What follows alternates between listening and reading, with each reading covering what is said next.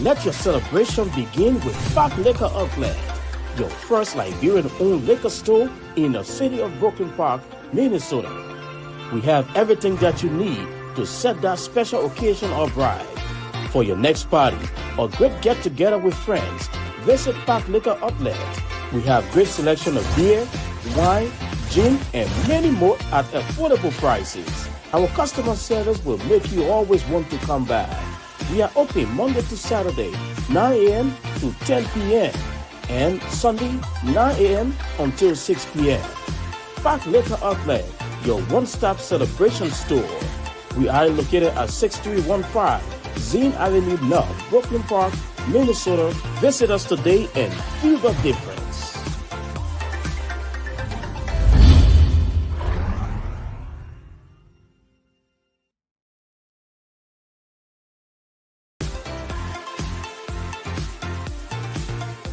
Let your celebration begin with Park Liquor Outlet, your first Liberian-owned liquor store in the city of Brooklyn Park, Minnesota. We have everything that you need to set that special occasion or bride. For your next party or great get-together with friends, visit Park Liquor Outlet.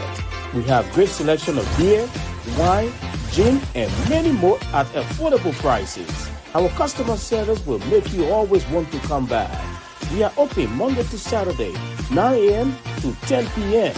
and Sunday, 9 a.m. until 6 p.m. Park Liquor Outlet, your one-stop celebration store. We are located at 6315 Zine Avenue North, Brooklyn Park, Minnesota. Visit us today and feel the difference.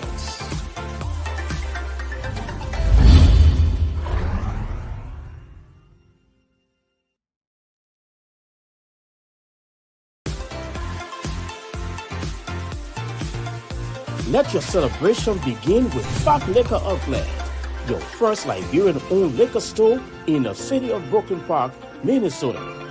We have everything that you need to set that special occasion or bride. For your next party or great get-together with friends, visit Park Liquor Outlet. We have great selection of beer, wine, gin, and many more at affordable prices. Our customer service will make you always want to come back. We are open Monday to Saturday, 9 a.m. to 10 p.m. and Sunday, 9 a.m. until 6 p.m. Park Liquor Outlet, your one-stop celebration store. We are located at 6315 Zine Avenue North, Brooklyn Park.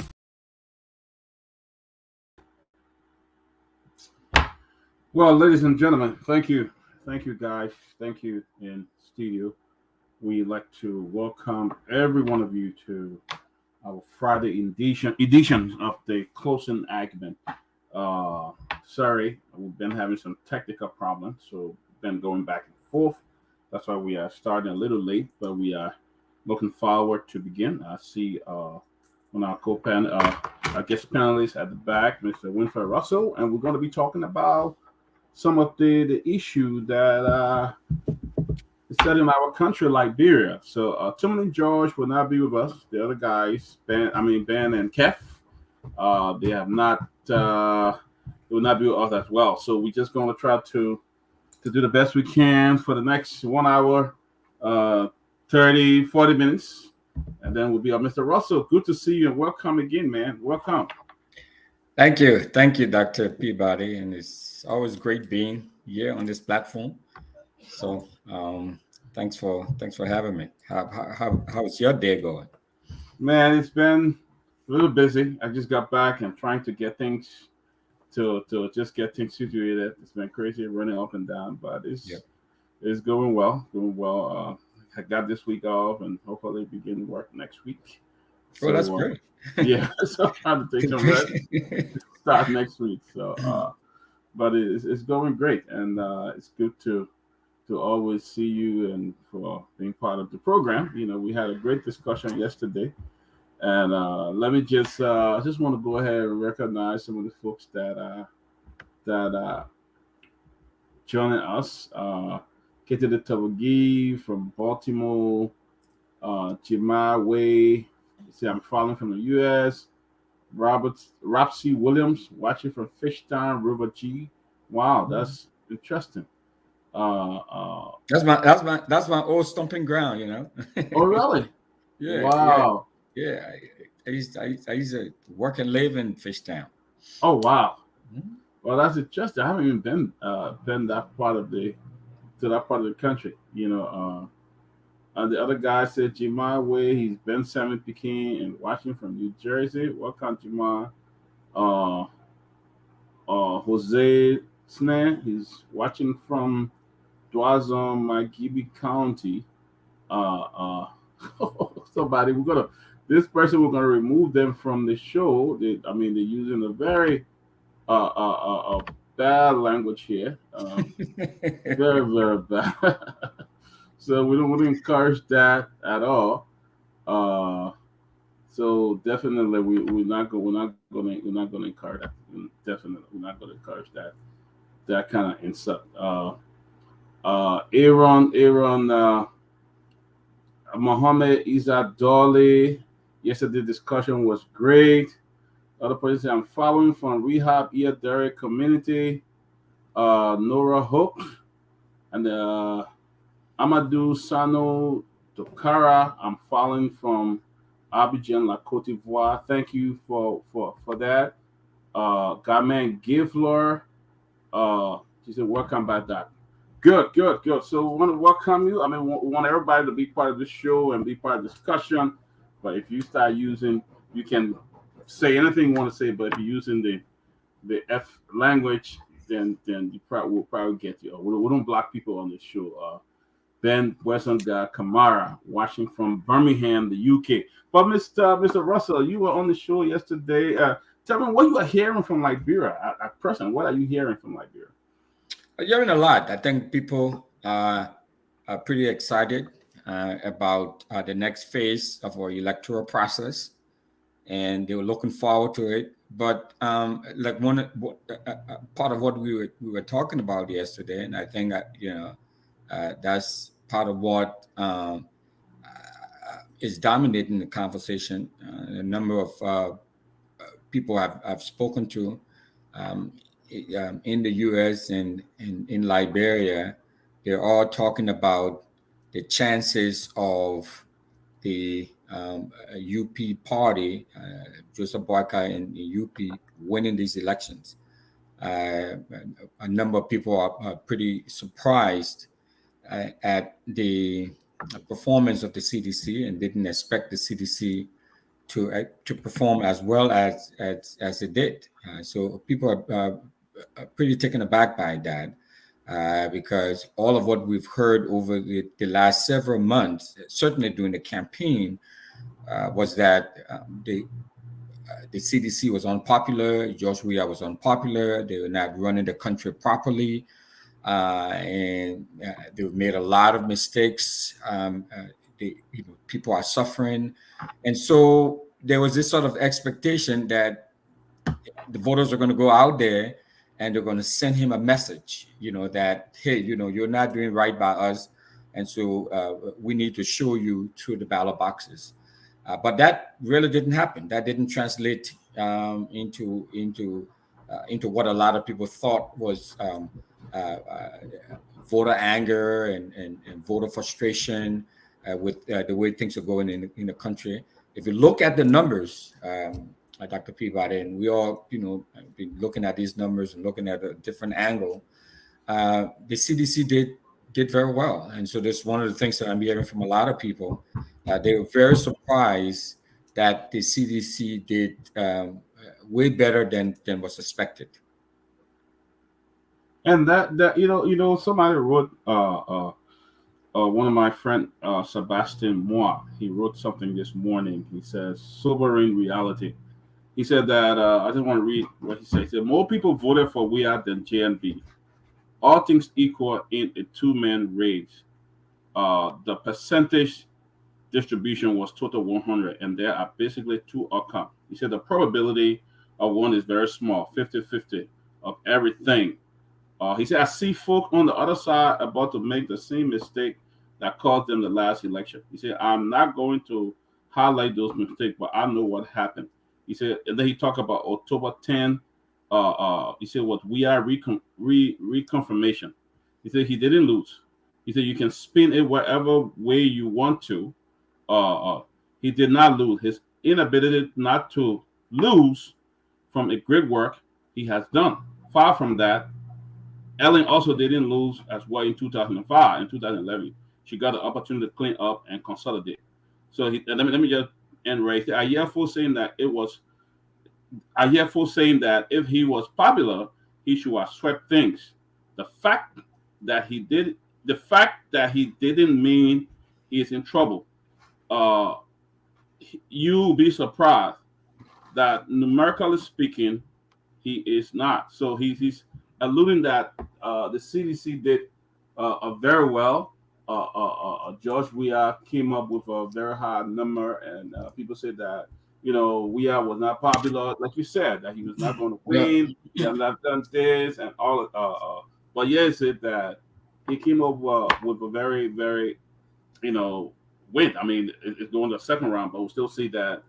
I mean, technically, he can say, "Look, I won the election, but I didn't win the 50+1." But definitely, the CDC is on the right track to put this over. So, but let me ask you, Mr. Russell, what should the UP be doing now, especially with the kind of numbers that were put up here by President Weah? What the UP be doing at this time?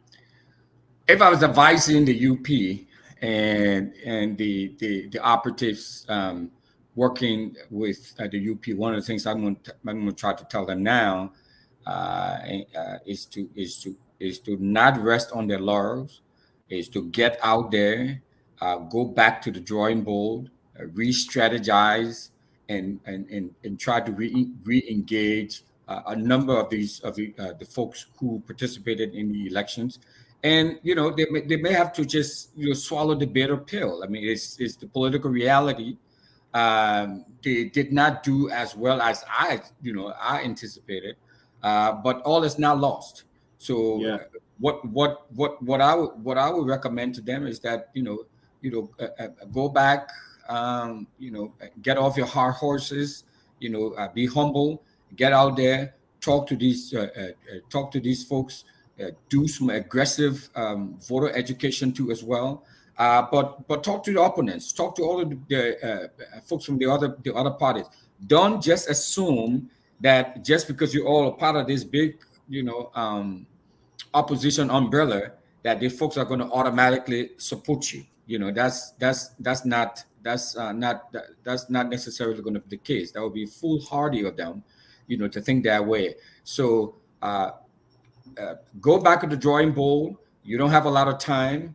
Redesign your strategy, and I would recommend that part of that strategy should be a very good, robust, engagement campaign. Reach out to all of these folks: Gunglu, Cummings, Maniba, Alperton, all of these folks. Go out to them and try to paint a picture as to why it would be in their best interest and the country's best interest for them to support the Unity Party ticket. You have to be able to sell that. You have to be able to. I know you've been selling that all this time. You've been talking about all the greatness. People don't want to talk necessarily here about how bad the country is, because we all know that. We all went there. We all see how bad the country is, and the country is not being properly run. But that message obviously did not resonate with the people, because as you can see, the turnout that the voter had for the CDC. So you need to go there, recalibrate your message, and hit the ground running. Talk to as many people as you can talk to. Put all your teams out there. Start doing some aggressive voter education. But it is critically important to resell your candidate and resell the vision that your candidate has for the Republic. Exactly. I want to read something else about this stated here. He said in 2017, round one, we had got about 59,637 votes. 2023, round one, he got 800K votes.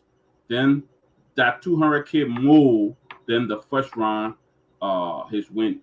Note that there that he said, note that there were 287,988 net new votes that registered. This should tell anyone that he hasn't lost vote. And he said again, also in 2017, in second round, he got 732,185 votes to win. If I were a lottery player, I would say just from that number, about 7K more people came along from the final vote of round 2, 2017, and voted for him first round. Again, do not get me wrong. He is clearly not the better candidate. Don't be surprised that he wins again if the opposition strategy is not thought out at a much deeper level than the Facebook mimics and stuff like that. So, Jackie is here. Welcome, Jackie. Good to see you. So, like you were saying, Mr. Russell, this is, the message out there. People were saying that President Weah was not popular at all. He didn't. They didn't think he was going to. It was all on Facebook that there'll be a first round victory. I mean, in fact, after the election, it was all there again. The Facebook meetings had it that look, it's over. I see clarity, and this is what we saw. Welcome, Jackie. I want you to talk to. I think you've been following the conversation. Have you been following the conversation, Jackie? Oh, you have not. So okay. No. But I would like Mr. Russell. I'll be on the phone. Sorry. I would like Mr. Russell. I'd like you to piggyback to what I read from Sebastian Moa, and then we'll go to Jackie and talk about that. But basically, we are talking about President. We are winning the vote, coming over such a high margin. People were saying that he's not popular. He was not. But I mean, we're looking at the number that he got. Mr. Russell, talk about that, and then we'll go to Jackie. Yeah, no, thanks, Doc. Clearly, like we've been saying, right? Personally, I was surprised. I didn't expect. I know it. I know that the advantages that come with being an incumbent. And the sitting president, and especially in a place like Liberia.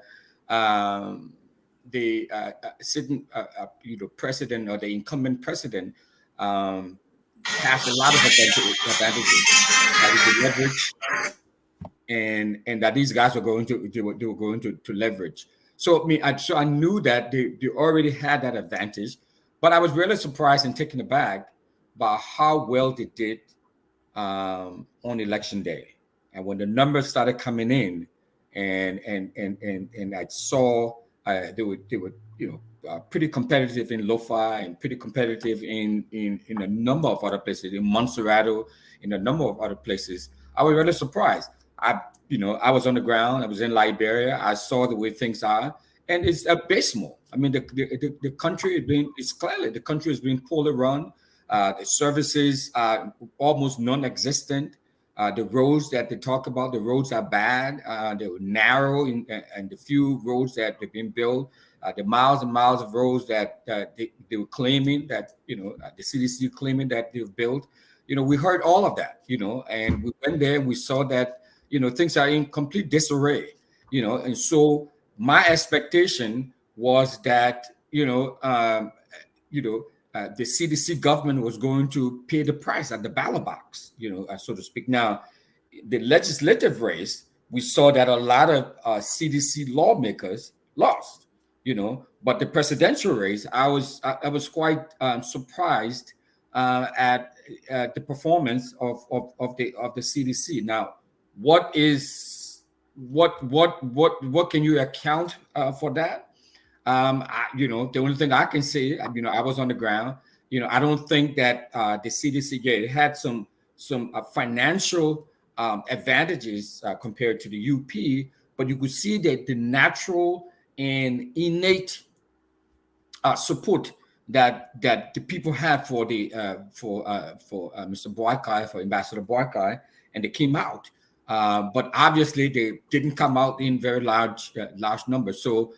So I agree with Sebastian and all of the numbers that he put out there on his Facebook page, He's been putting out there. I mean, I agree with him. I agree with his analysis. And I think you cannot take the CDC and the CDC electoral machinery for granted. The UP clearly has its work cut out for it. It needs to come out there. I don't think that the CDC is invincible or they're unbeatable. They can be beat, but the UP will have to re-strategize and come out with a much more aggressive strategy, a much more aggressive get out the vote, a much more aggressive voter education to try to turn things around. But I mean, it clearly, I mean, CDC can be beaten, but we cannot just rest on the fact that the country is bad. People are poor, people are suffering. We know that's true. I mean, I saw that. I mean, it's clearly true, but that is not good enough. We need more than just that. Right, but one thing for Jackie Campbell, in terms of the suffering, in terms of the corruption, there's no UP was there for 12 years, and almost everything that existing now under the current government existed with the UP government. There was they talk about people being killed. There were seeing people die innocently. We saw what's the guy named Harry Greaves and another lawyer that disappeared. Allison. Nobody saw them. We saw corruption. We saw what's the group Transparency International. They came up and talk about how corrupt the government. In fact, one of the UP government was at the time. In fact, one of the strongest supporter of the UP right now, what's his name, John Malou, said that the government was 3 times corrupt. The UP government at the time was 3 times corrupt at the time. He's a strongest supporter. But Jackie, welcome, Jackie. What's the disconnect here? You guys said that you have already won. You guys have, there was the people choice, and you guys, y'all going to have a 1-round victory. Why? What's the disconnect here? Well, CDC said they were going to have a 1-round victory. So, what's the disconnect with them? Well, they won. So listen to me. No, listen, they didn't really win. Look, let's look at the facts here. JNB compared to 2017, when people analyze data, there's objectively analyzing data, there's subjectively analyzing data. People can analyze data objectively or subjectively and come up with results and present it to the people. But here's the fact here. If you look at the net gain, because both President Weah and JNB had a net gain from 2017. That is true. But when you look at percentage-wise, Weah had a 4% net gain coming into this 2023 election. JNB had a 14 double-digit percentage net gain from 2017. So if you compare who really improved from 2017, is JNB, is not President Weah. And the reason is clear. It's because that people did not think that this government performed as well as it should have. Secondly, remember, you have the incumbent against the opposition. You had about 17 other oppositions who were on that list.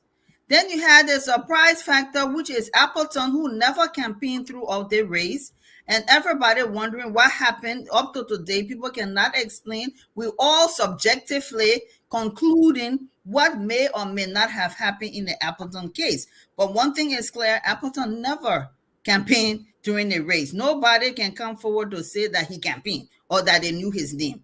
You had well-known people like Alexander Cummings, who did well, extremely well, for somebody who first came on the ground in 2017 and lost 3 slots down the ladder from 3rd place to 6th place right now. But on the opposition side, we had 18 other candidates on the opposition in the race. We had a net gain of only 4%. JMB had a net gain of 14% as compared to 2017. So did we do well? Yes, we did well. We did well. If you look at the net gain, and the message resonated with the people. This second round, the message will continue to resonate with the people, and JMB will take this. Look, if CDC were not afraid about what was happening after the election, why did they try to raid the SKD? Why did they try to raid places like Nimba? I understand they are even there today in Nimba County. Those are not factual stories. Peabody, I know you try on the show to protect CDC all the time. I'm not protecting CDC, but I'm just stating the fact. No, you're not stating the fact because historically on the show. Let me finish, please, Peabody. I know you are already. Historically on this show, when people come and say things and misleading things about JMB, you never stop them. But when I try to talk the fact about what happened with the CDC, you always try to stop me. Well, Jackie, you can look at the records. I'm not lying. I don't lie on the show. I don't mislead people on the show. The data is there, will always be there. You can go do your research. And to go do your research, listen to this the National Election Commissioner in her press briefings. What did she say? She admitted, she called out the people who went to SKD and tried to break in CDC. We know this thing happened. It's not a lie. It's out there. Davietta Brown, she talked about it in her press briefing a few days ago. We know that CDC tried to raid the places where the records are kept in Nimba County. And as a result, 2 boxes today. There's a rerun going on today. We see all the tricks that they try to do in the books. Some they have gotten away with because they were smart. Others, we see people being arrested and we see what's going on. We see the USAID report that said this government, United States government, Peabody, do you want to come and deny it? What the United States government said every government was linked to corruption. Even your UP government was linked to corruption. You can't skip that. We're talking about the fact that USAID in the observation report on this election said that the government use state resources, which means your tax dollar, my tax dollar, and the American people tax dollar to their advantage to compete in this race. And as a result, they came in at an unfair advantage against the other 19 candidates. It is in the United States government report, and don't come and sit on the show and deny it. Please, let's talk the facts. Jackie, let's be factual here. When you talk about UP raiding the SKD complex and reading, I mean, UP? Did I say UP? CDC. I mean, that is not fact. I was driving around the SKD stadium when somebody called me and said, "Hey, I understand SKD is on an attack," and I was standing right there. I didn't see anybody fighting and stuff like that. So I want to be fair. There was an attempt. They went there. Jackie, you were not there. You got no proof. You got no proof. It was a blanket. Now, why did Davietta Brown Lasana mention that it was true that people went to SKD, although she didn't call the name? Did she say who did it? Did she say that? Look, the people got photos of. Did she call the name, Jackie? She did not. I told you, I come on the show, I told the truth. I'm not here to say things that are not stated properly. She did not call the name, and she should have called them out. The reason she didn't call them out, we all know why. Why? Why do you think she didn't call them out? You don't want me to go there. No, if you got some evidence, they come up and say it, Jackie. You don't want to go there, but because of her personal proximity to the president, Davietta Brown, I'm not going to go there. Well, coming from you on the opposition for the UP, what do you expect folks to say though? I mean, definitely. What do you expect? What? My point is, you protect people all the time on the show. You try, whether they sit in the truth or not, Jackie, you protect them. My brother and friend Peabody. Jackie, I'm trying to say the fact, then you try to say, Jackie, don't say that. That's not true, Jackie. So, Dr. Peabody, before you go to Mr. Giddens, I just wanted to chime in a little bit on a few points that Jackie made, and that is, the Appleton factor. One, I think we talked about it yesterday, and we went through all of that. And again, I will reiterate that there's nothing magical or strange about what happened in people are refusing to accept that. I don't think there was any cheating or so that went on, outside of what I'd explained, because I have experienced it personally, and I have been through that several election cycles. That's what happened. But if folks don't want to accept that, want to come up with some sort of conspiracy or conspiratorial, position to support that, then that's fine. But I don't think there is any conspiracy behind it or any sort of cheating, and it was nothing by design that I believe that that is responsible for why Mr. Appleton received the numbers that he got. The other point is that I do agree, and I was there, and I've written about it. It was very blatant. It was in your face.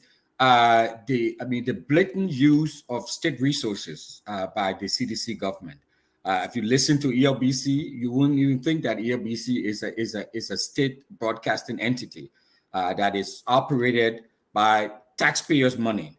So it was clear and frankly very disappointing to see how blatantly the CDC government were using state resources to gain an unfair advantage over the other candidates. So that one is clear, and it was very glaring, at least to me.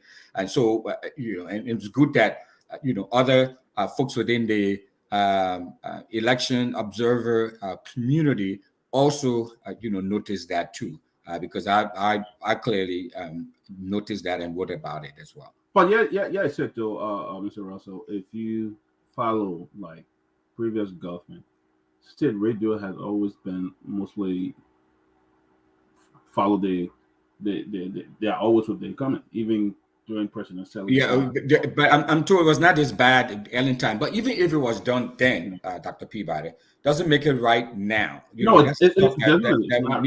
need to stop. And so if we are aspiring to try to turn things around and put Liberia on a much better footing, then we can't be talking about because they did it the last time, so that justify it to doing it this time. Well, I don't think that's coming from an independent like you. Make a lot of sense. But yes, I saw the former managing director of Liberian Broadcasting System, Ambrose Ma. He was fired during Ellen administration for, I think, coming up with information had to do with some opposition and stuff like that, and he was fired during the Ellen administration. So I think it's something that our leaders have to be aware of. Independent, that state radio, it doesn't mean that you can just use it for your party, but it should benefit every Liberian. Every Liberian should have that, especially during the election. Every political party should have been given the opportunity. I agree with you on that. But welcome I believe the incoming Minister of Public Work, Mr. Roland Lafayette. Welcome to the closing argument. We saw the list that was put up there. So good to see you, Roland, and welcome to the closing argument. But I want to get your feedback on the election. You guys did not make it this round. Everybody was saying that you guys had a clear cut. You guys were sure of winning the election and sure. What happened? What's the disconnect there, Mr. Gideon? Well, thank you for having me. But before I address that, I see that you're not driving CDC's propaganda on the Unity Party forming a government prior to winning the elections. I don't know where you got your news from. That is not true. I think the party issued a statement to that. The official spokesperson of the party and the Secretary General spoke to them. The Unity Party have not formulated any government. That's not true. It is part of CDC's propaganda. And it's obvious. So what they believe now is that we might have an advantage in dealing with the rest of the opposition political party that participated in the election, they know that President Weah government has been a very terrible government over the last 6 years. It has not done well for the people. And there's a likelihood that they would prefer aligning with the Unity Party Alliance and the CDC. So a kind of way to create this, a perception that we are going ahead to formulate a government. We don't do that. We've been in government for 12 years. We understand what it is to, government and to also be in elections. So during the period of elections, we know what to do and how to do it. So that list you saw is a fake list. It did not come from the Unity Party. The Unity Party did not endorse the list that you saw. Is the CDC propaganda. I'm surprised that you're running with it. But I however, was just joking with you. I that's was that's just that's joking. what it is. I was just messing with Oh, you. you're joking. No, I'm not Oh, running. you're I joking. was just Oh, messing okay, with you. Come okay. on, man. Okay. I was just Now that messing you with say you. you were joking, now that you say you were joking, that's I was okay. just But messing with it's you, not bro. from the Unity Party, and we officially spoke to that.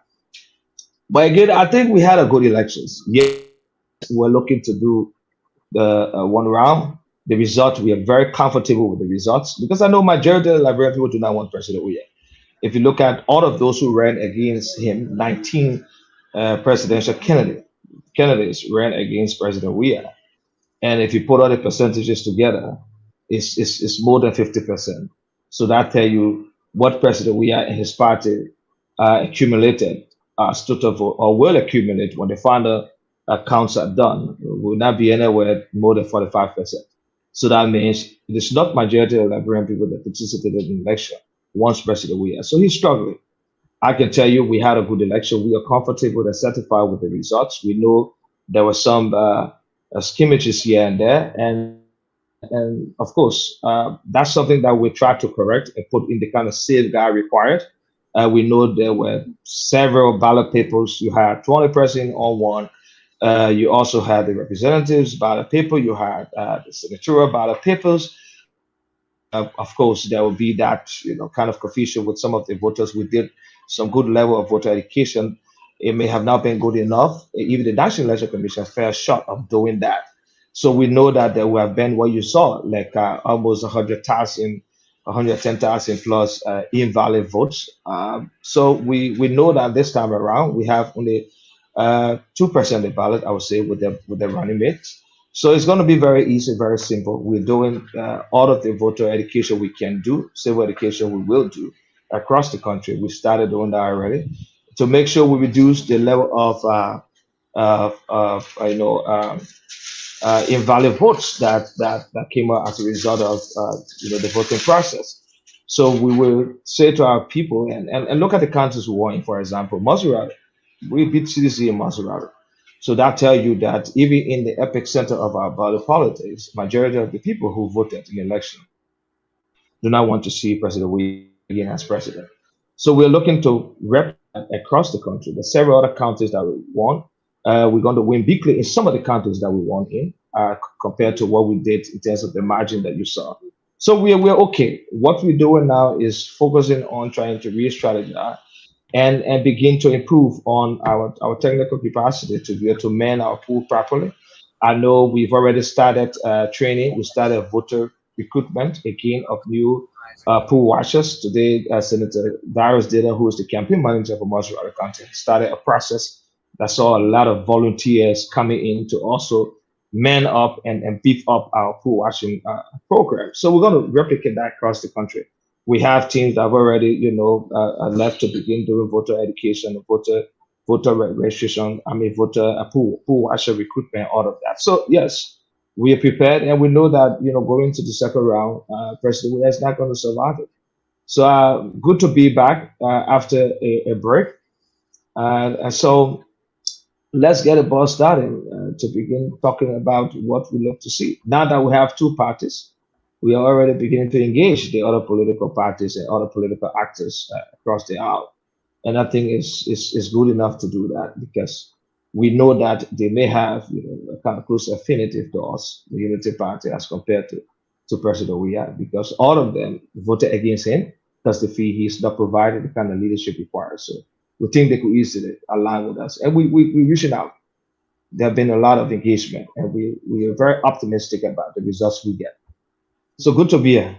Good to see you, really. Welcome, Trucon Page and Johnny too. Welcome to the Coaching Acumen. Trucon, welcome and good to see you. You've been following the conversation.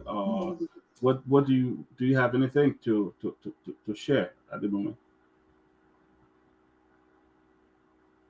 Trucon, can you hear us? Oh, he's off. So Johnny also off. All right. But Mr. Gitter, you talk about yesterday we talked about the presence of Unity Party in the Southeast. You guys suffer a lot in the Southeast. What are you guys doing to engage the folks in the Southeast? Because folks said that the vice president did not, Lieutenant Barrett did not go to the Southeast. He did not campaign to the Southeast.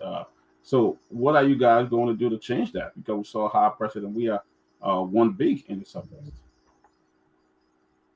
Well, so let me say that I mean I can come on this show publicly and diverge all of our strategy as to what we intend to do to change the narrative in the Southeast. But I can say to you, we are definitely going to change the narrative in the Southeast.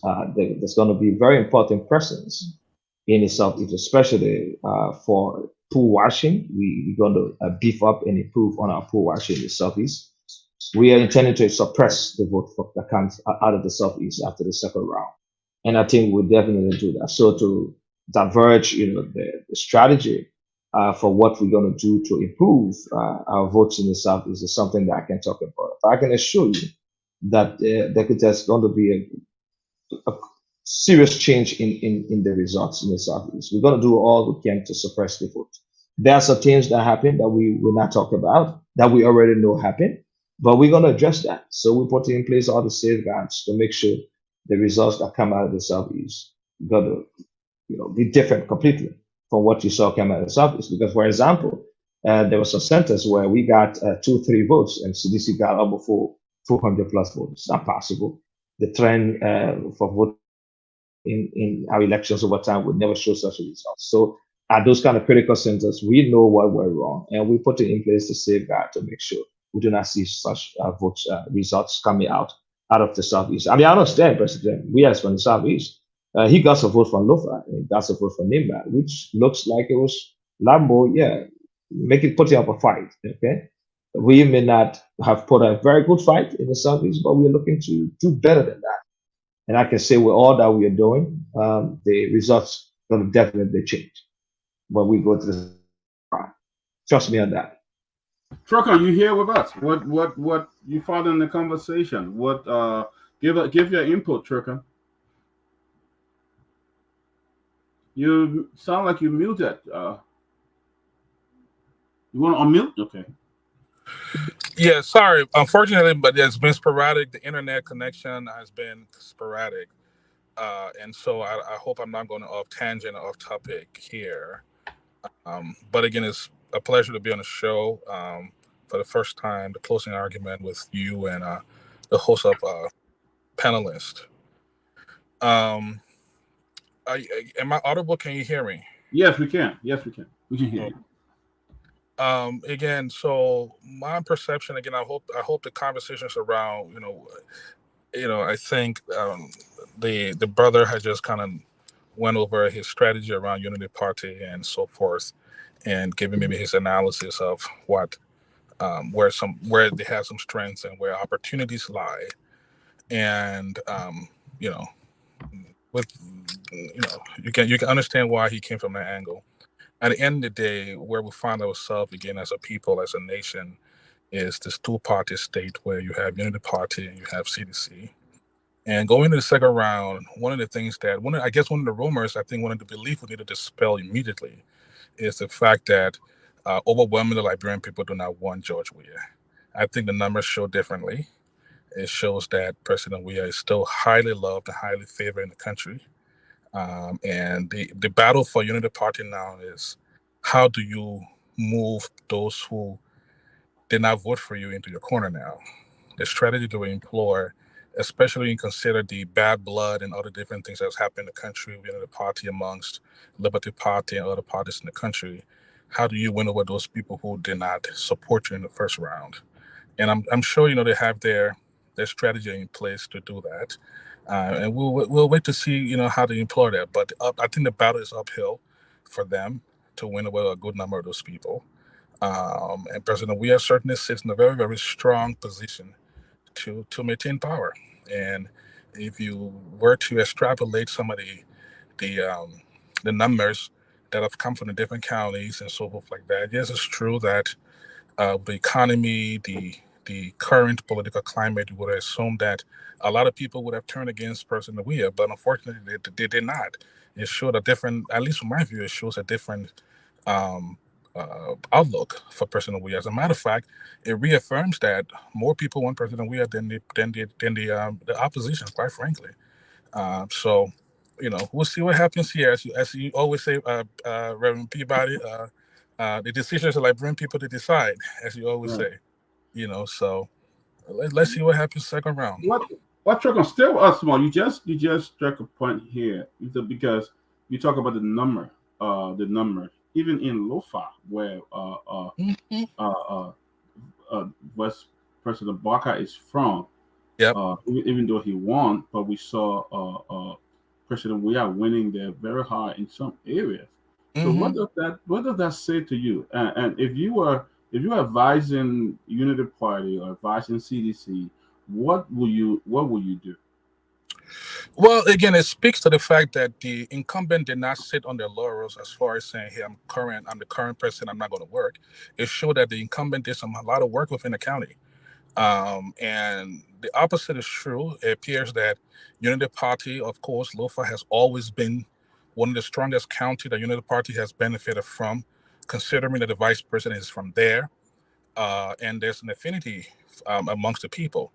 But at the end of the day, what President Weah did was President Weah took the war straight into Lofa, and I would tell Unity Party, don't rest on your laurels. Do not assume that because President Barker is from there. I'm not saying that Unity Party is assuming that, but just because he's from there, and we tend to run a very tribal, a very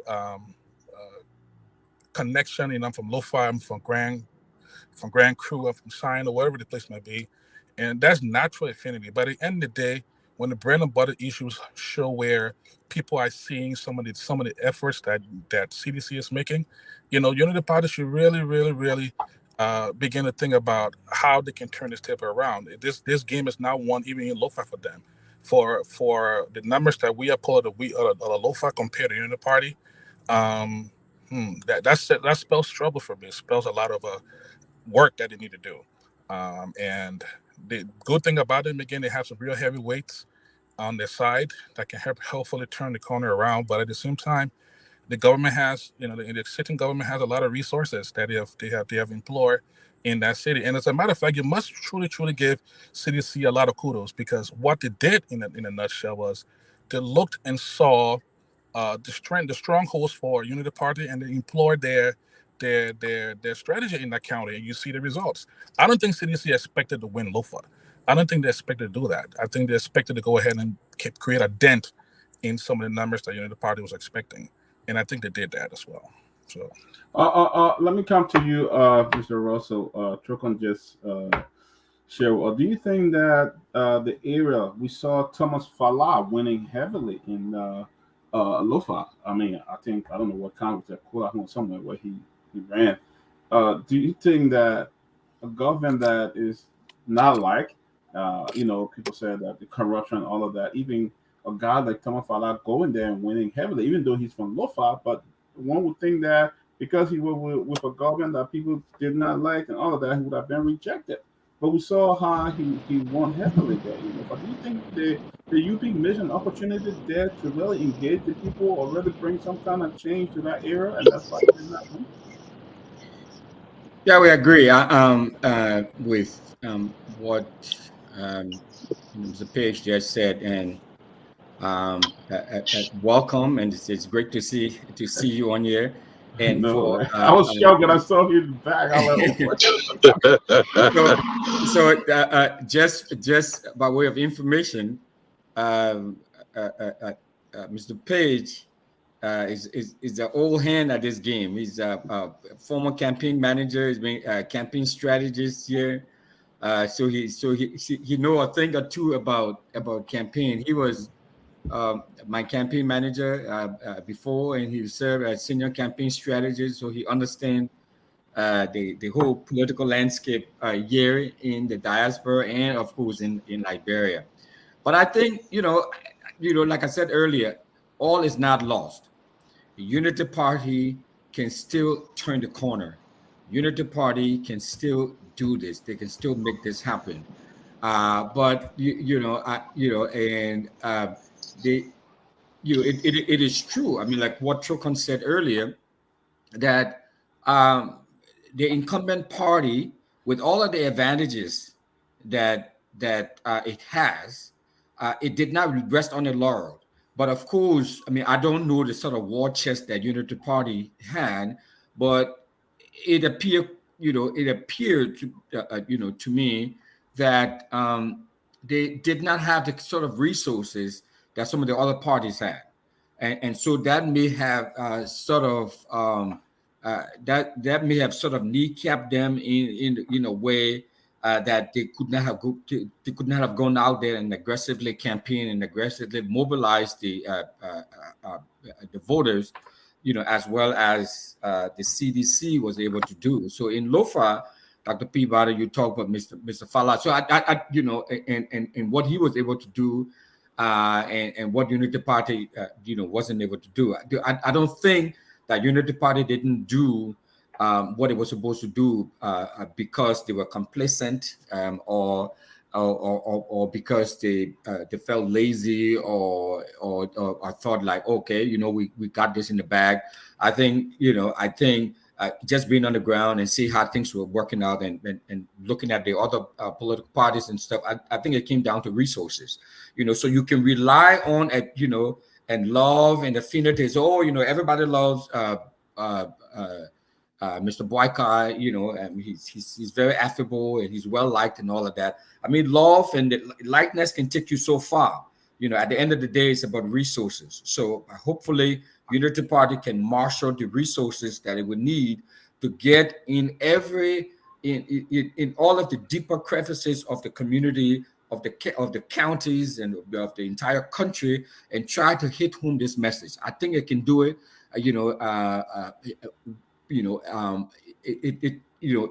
It did well. We all expected them, or I expected them to have done better than they did. Unity Party had a lot of challenges and all of that, but I still think they can cut the corner. And Thomas Fala in Lofa, we relied a lot on the resources of the CDC, and the CDC had a lot of resources. I mean, they in Incumbent Party, we've talked about it over and over. And as what I observed and what other observers who were there monitoring, observing the elections, what they saw and what was reported by the EU and by USAID was that Unity Party was taking advantage of our resources, putting the hands in the national coffers, and they were playing around with it. The CDC was doing that. Unity Party and other parties didn't have that advantage. So I can understand why Thomas Fala was able to, Mr. Fala was able to do what he was able to do in Lofa, and Unity Party couldn't match him because they clearly didn't have the resources. So, but Thomas Fala has been present. I think things are going to be a little different. He has been present in Lofa for a long time. It's not just 1 month, but I think they have been there for the last year or 2 years, and exactly. Yeah, but you need resources, Doctor. It doesn't matter how long you've been there. You need resources to be able to sustain your stay there. But VP Barker was first president for 12 years. What did he take some of those resources in the era that he could have probably got? VP Barker was vice president for 12 years, but we're talking about the year and now. Okay, we're talking about the year and now. So, but could I have contributed to his loss in the era that UP game? Of course, Dr. Peabody, of course. Unity Party, I mean, everybody sees what has happened. I saw what has happened. The fact of the matter is that Unity Party for the last 6 years did not have a consistent sustained effort in campaigning in different counties, or especially Lo-Fi anywhere else. Again, you obviously understand the arrangement from CPP. You had the breakup that happened. You had the fact that Unity Party as a structure didn't really have a campaign team going on. They had two different. I mean, had elections where Bodat brought a new chairman in. So time was not. They didn't have a lot of time to do a lot of work, groundwork like you talk about. And CDC, on the other hand, has this consistent political infrastructure going on, and to the advantage of CDC. I'm not saying Unity Party didn't do what it had to do, but the difference is whenever there's a lot of chaos happening in any situation, anyone who is stable makes more ground. And the CDC was more stable in terms of its organizational structure. Sure. And as a result of that, they were able to make more, to create more gains and cover more grounds ahead of time. And plus, deploying some of the resources from an incumbent position as far as development is concerned. I mean, I just said, so clearly the dysfunction within the opposition hurt Unity Party. I think that's part of what he was saying. All of that, the whole. Of course. Yeah.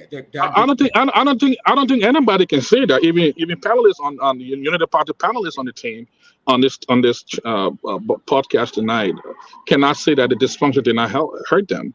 It certainly did. It certainly did. But let's hear from Roland. Let's hear from Roland on this. Yeah, so I mean, I'm listening to all of the analysis on our capacity, for example, to have responded in terms of resources. Look, CDC ran a budget of almost $50 million. We know that. We saw that. They bought almost 200 plus pickups. 55 million to be exact. They bought all the paraphernalias were done out of this country in China. There were several containers of paraphernalias brought in the country. You saw the placard everywhere. $55 million US dollars, $55 million Liberian dollars. 55 million US dollars. Come on. 55 million. Okay. I don't know. So what the evidence? So okay. I'm saying it. Okay, you can go investigate. I'm saying it, and I know what it is. Because they bought almost 200 plus pickups, thousands of motorbikes, several containers of paraphernalia. You saw the samples and stickers everywhere. Everywhere you turn, you saw President Weah. The whole city was lit up with his photos everywhere, and not just here in Monrovia or Montserrat, like across the country. So we know they had the resources, but even with all the resources they had, you can see what the results look like. So if resources was all it required to win an election, then we shouldn't be sitting here talking about, a second round. Then we should say President Weah should then be the next president. The point I'm making is that even in Lo-Fi, where you talk about, the investment, yes, of course, there's some investment in the FOIA area. Most of the things done there, some of them were personal, some of them was for public use. They built a city hall in FOIA. They did some of the streets. They did some concrete pavement. They put on street lights. Some of them built almost like a whole estate in FOIA. Of course, they had a lot of loose cash given out to people who maybe were in business and all of that. So yeah, they impacted the vote to an extent in FOIA, and our representative lost in FOIA. It's very possible because, of course, over the last 20 years or 18 years plus in our new dispensation of politics, there have been a change in the way people vote for people. It's now that people understand that people should not give you gifts, for example, before you vote for them. So gradually, maybe our people will get to understand that it is not those who give you gift, for example, can be good leaders. You have people who may not have resources to give you personally, but can still be very good legislators, especially those who want to go into the legislature. But it still impacts our politics. So they went there and emptied a lot of cash into FOIA. And of course, you expect that to an extent change the way the results look, especially for the representatives, and even to impact Ambassador Parker's vote in FOIA. Now, there will be conversations around that, and some of that will change, like I said. So, the tradition is clear that we have two sons, for example, running to be representatives. It's a lot more different than when you're talking about the presidency. That is why President Weah could never win in Lo-Fi. Of course, they cast a vote, but would never win in Lo-Fi. But when it came to two sons competing, of course, it didn't matter whether one of the sons may have come from CDC or even Unity Party. There were two sons. So one of them will win. And of course, the guy who put in a lot of money into FOIA, did a lot of investment, of course, to an extent, will pull out some of the votes. People, temporarily change their mind, think this is the best guy, this is the guy we should vote for.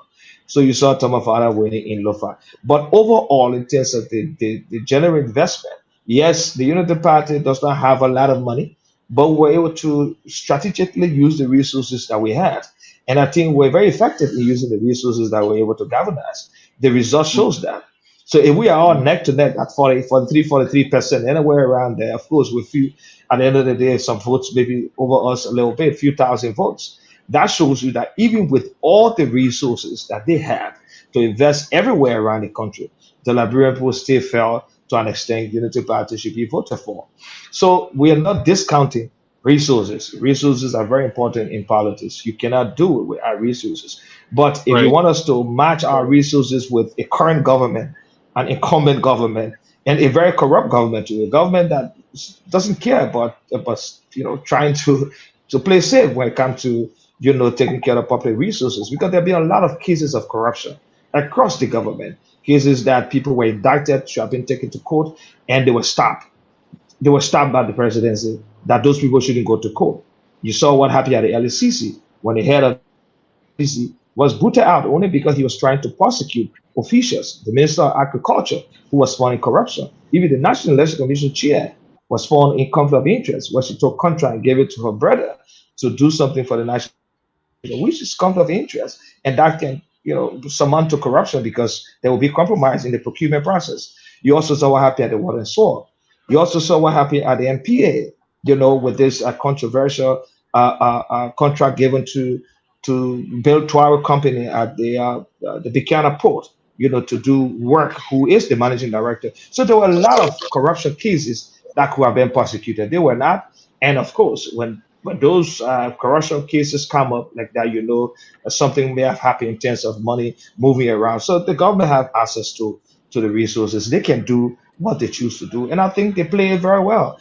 And that is why you saw the way they wasted resources. Because I would say wasted resources. Because if the resources were supposed to be used to make them to win the elections, then we shouldn't be sitting the show talking about a second round. But it didn't help them. I'm saying to you, and we all know, that majority of the Liberian people do not want President Weah as president. We got 43%. They're almost 14% or 15% scattered with other political parties. Those who voted for example, Mr. Cummings, voted for this Appleton fellow, voted for Mr. Nyenwolo, voted for all the other presidential candidates. They don't want President Weah as president. That is why they didn't vote for him. If they wanted him, they would have voted for him. Okay, Peabody, is this a monologue? All of us. But The 90 of us. Is this a monologue? No, but Trevor, No, you gotta let the man talk. He's on his floor. But who's just jumping in there and asking what is a monologue? If I'm supposed to stop, I will stop. If I'm supposed to stop, I will be asked to stop. So don't just interrupt like that. Don't That's say not who's being there safe. jumping. This is no.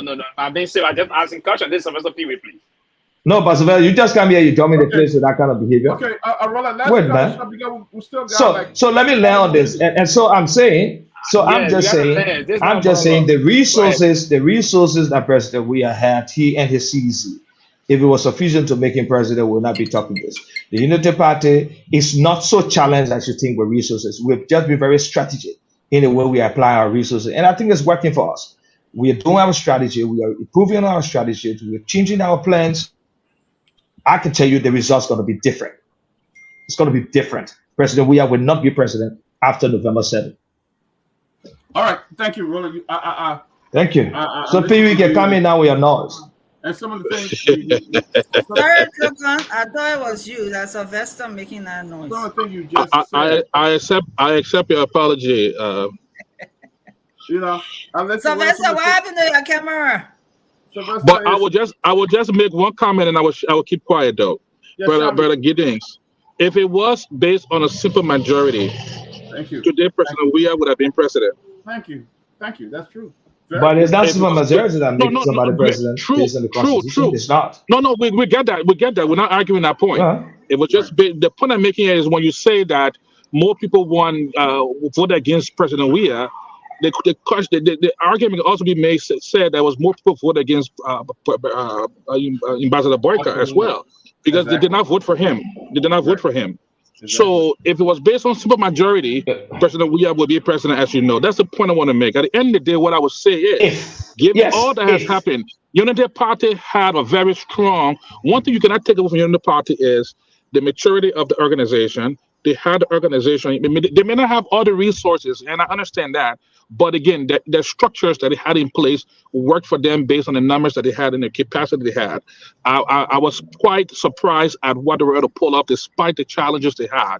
And CDC also, their structure played for them well. Now the question is, what's going to happen in second term? That's all I want to throw in there for now. Exactly. It boiled down to two. I listened to Roland talk about the corruption, talk about this, but the Liberian people saw all of that, and they still voted more for President Weah. They saw all of that, but they still gave for that. That shows that that message really did not work. At the end of the day, you talk about corruption and all of that. But is it? I know you guys wouldn't like for me to pivot back to the 12 years of the UP leadership, but everything Roland just said it happened in the 12-year Ellen Johnson said leave government. So I don't think what you going back. I think that's if going forward, you guys may want to find a message that will really help you guys. But let's go to no, it doesn't matter. It doesn't matter. It doesn't matter. It doesn't matter speaking about corruption now. You can say that the Unity Party cannot speak about corruption. If the CDC-led government took over and realized Unity Party was involved in corruption, they had a right to go ahead and prosecute the party, especially individuals who were, partisans and were in government, who got involved in corruption. There's absolutely nothing wrong with them doing that. And so if they are coming, and so if they did not do that, then as an institution, we will speak about corruption. I mean, you can say we shouldn't speak about corruption if corruption is in this government. We will. Who was indicted? Well, there's nothing that proves. I don't know where you got that from. This is just a nomenclature placed on him. The speaker was never, the former speaker was never audited. He was never brought into a court that judged him guilty of corruption. So to say he was called corruption king Kong is supposed to be something that we accept. No, to say because you are called corruption king Kong is something to accept, then I disagree. Then I disagree with you. You saying corruption on one end, but then you overlooking on the other end. I'm just saying. I think it makes sense for the government, for the CDC government to have gone ahead and prosecute people who were in the Unity Party government who were involved in corruption. For me, that's what proves that this is what happened. And if she didn't do that, then you can say, I come in, you come in, and you can say we shouldn't speak about corruption.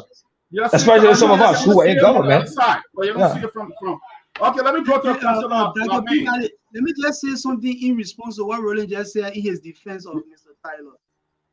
Right. I mean, you gotta be. Let's try to be as honest as possible in a conversation. If Tyler did something wrong, and you know that he did a lot of things wrong, there's really no reason to start using the CDC line that says bring the evidence. There are a whole lot of evidence out there for the way that guy ran the legislature when he was speaker. Right, you want to list some of them? You want to list some of them that amount to corruption? Yeah, go ahead. I'm listening to you. Wait, you remember the saber mining thing? You remember the saber mining thing? And the CDC people came and messed up the entire prosecution for that. That should have put Alex. Oh, they messed it up. They messed it up. Oh, they messed it up. They have never been serious about fighting corruption. The CDC has never been serious about fighting corruption. I agree with that.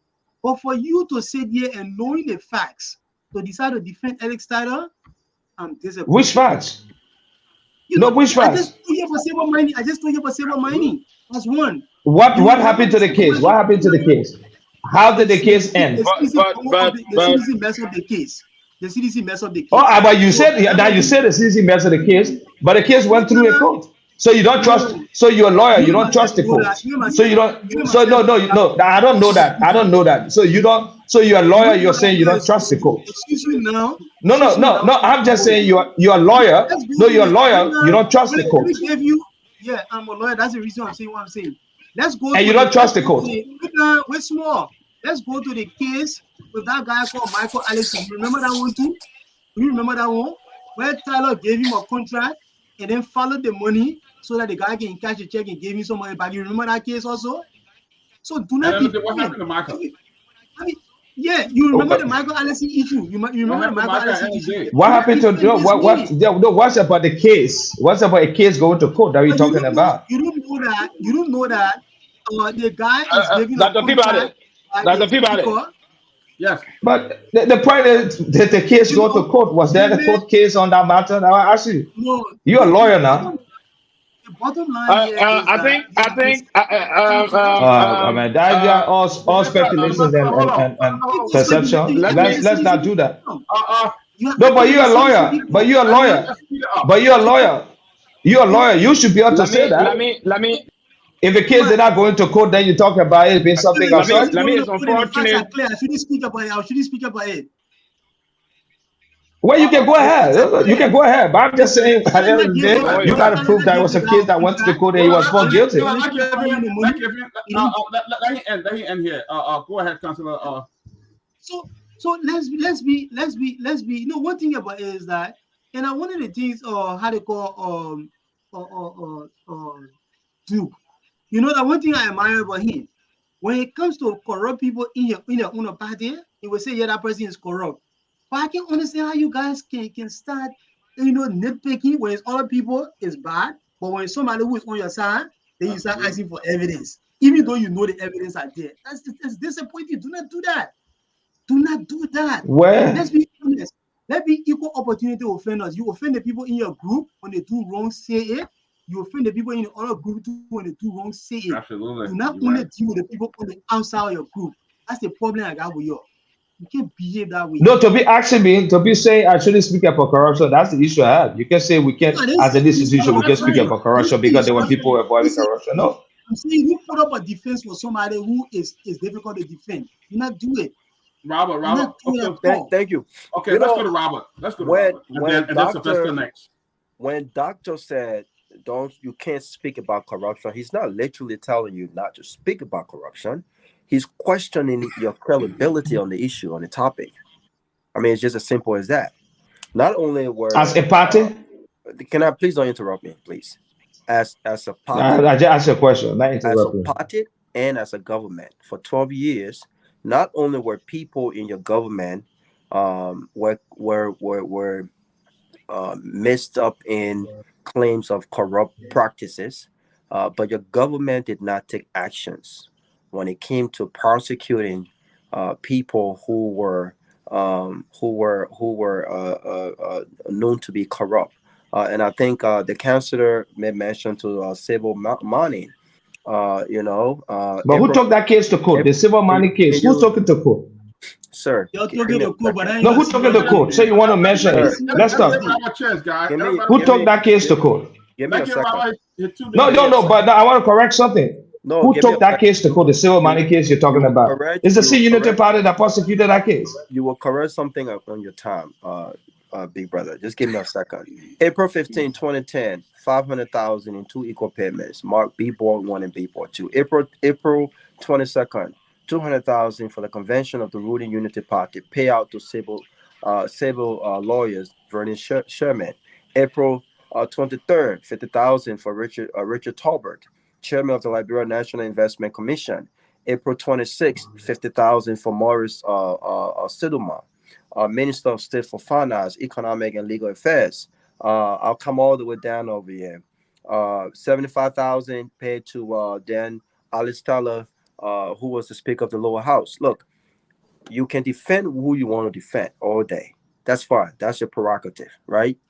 But I think, again, the point here is, and the question that many will ask is, when you look at your record as an institution and as a government who was in power for 12 years, what is your record when it comes to fighting corruption? What is your record? And the facts is in the words of Ellen Johnson Sirleaf. She said, and I quote, "I underestimated what it meant to fight corruption in this country. She admitted to that, and I gave her credit for that, because even Ellen Johnson Sirleaf knows that she and her government under the Unity Party did not do as much as she could have done. Maybe she didn't have the political capital to do it. Maybe she didn't, for whatever reason, didn't take actions as she should have. Maybe she was implicit in these things, right? Because her sons were involved in these corruption tinted things. Talk about payments being made to a South African company in the name of a son of former Sirleaf. I mean, we can go on and go on and go on. The facts are there. Now, to your point, the case was taken to court the 30th of July 2019. Peter, who was the judge at the time, basically acquitted these guys. But were the question of these guys, did they reflect the facts in this case? Absolutely not. But beyond that, though, you had enough time. If you truly wanted to persecute this case, and if you truly wanted to see this case go through, and many other cases, you had enough time to make sure that they went through. This was in 2010.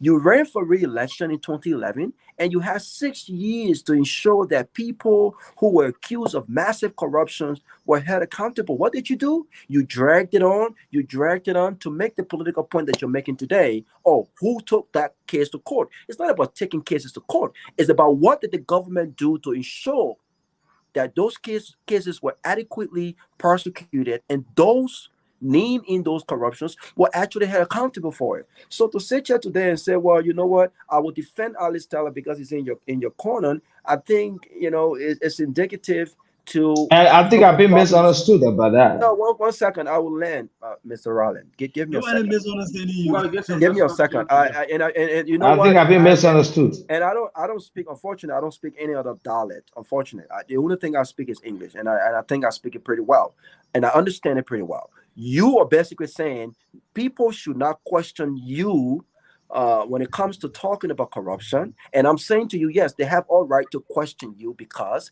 you did not do as much. No.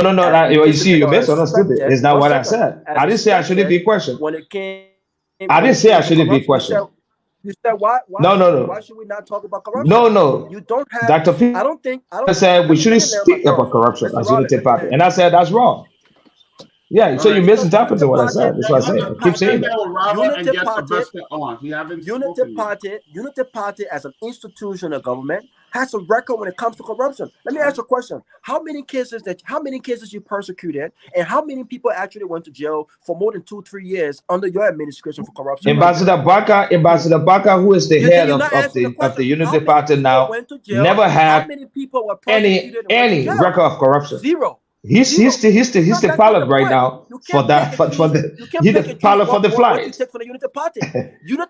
Yeah, Ambassador Baka as the head currently was never involved in corruption as a president. So it's a new day. It's a new leadership. It doesn't work that way. No, it doesn't. So it does. It does. You must take the bad, Rollin. It doesn't work that way. You can't say Joseph. It does. No. Ambassador Baka said. We squandered some opportunities. It meant that he took responsibility for some of what happened. However, Ambassador Baka is the new captain here, and he personally was not involved in corruption. That's the point. No, he wasn't involved in corruption, and he is. So you want to keep dragging with this corruption on everybody, even if they were not involved as much as Unity Party. I would not say they allow you to do that. Ambassador Baka was never involved in corruption. There's nothing that shows he was involved in corruption over the last 12 years. There's nothing that showed that.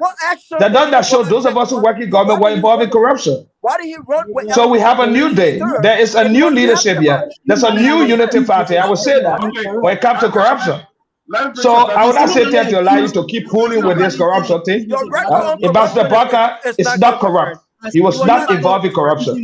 Madam Sirleaf is the former president, and she's out. She's not the Senate Bureau currently. Ambassador Baka is the Senate Bureau. So you want us to stay wrong with that?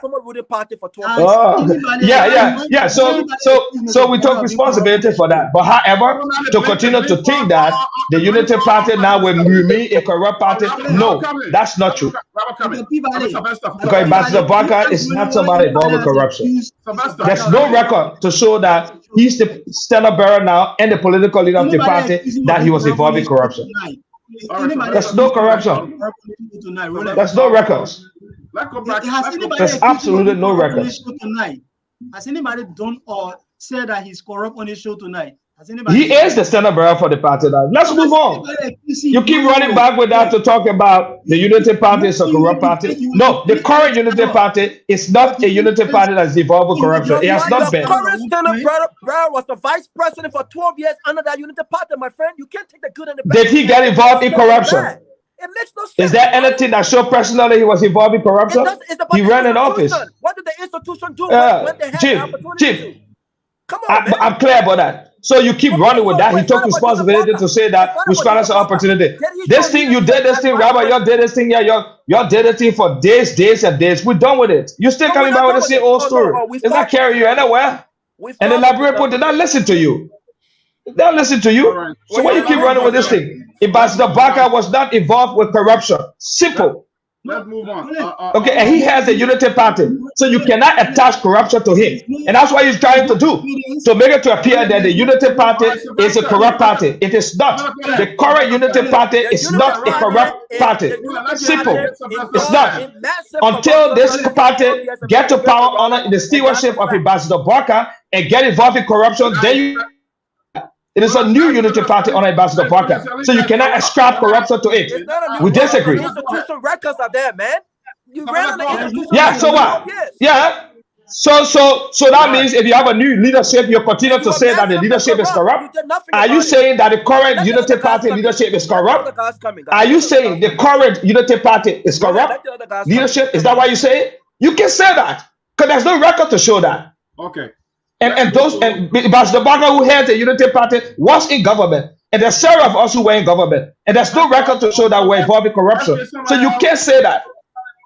Yeah, that's somebody else talk, Robert. Leave that thing. Would that allow you to keep dragging it on? No. Okay. This current Unity Party is not involved in corruption. You cannot scrap that to us.